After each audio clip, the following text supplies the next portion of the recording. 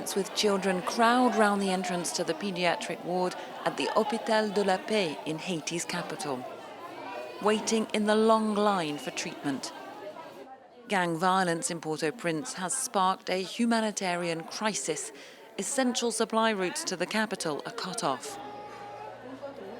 So cases of malnutrition are soaring, especially among the most vulnerable.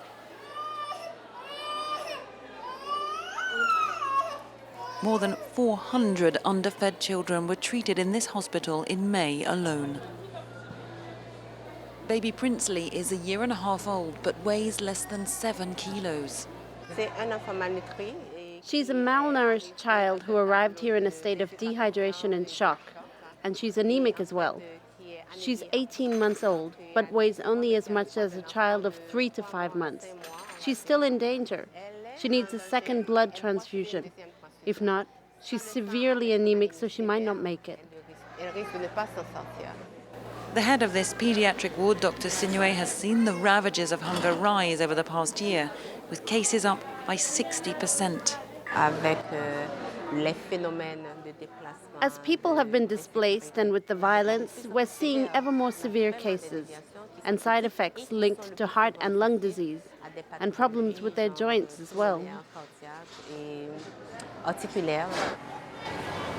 This is the only major hospital still functioning in Port-au-Prince. Others in the Haitian capital have been ransacked or destroyed or still lie in dangerous gangland territory. As the violence continues, Haiti's capital is packed with people in need.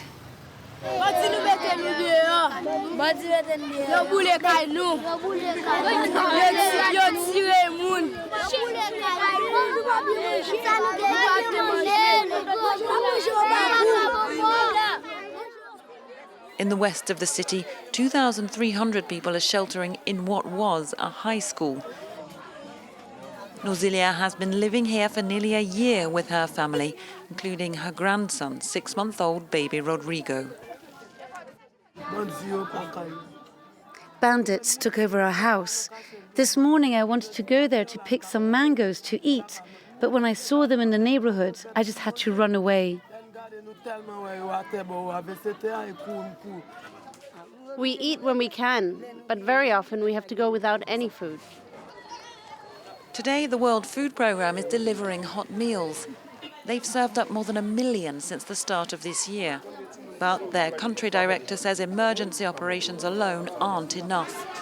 The whole food supply chain needs to be rebuilt. Haiti is not at risk of being forgotten. It's been forgotten. The levels of malnutrition we're seeing in some areas of Port-au-Prince go beyond emergency levels, beyond critical, comparable to what we see in war zones. The problems here are ongoing. Prices have gone up, people have no income. We need to keep helping a country where almost half the population is living with severe food insecurity. Half the population, that's nearly 5 million people living with acute hunger. And there's no end to Haiti's crisis in sight.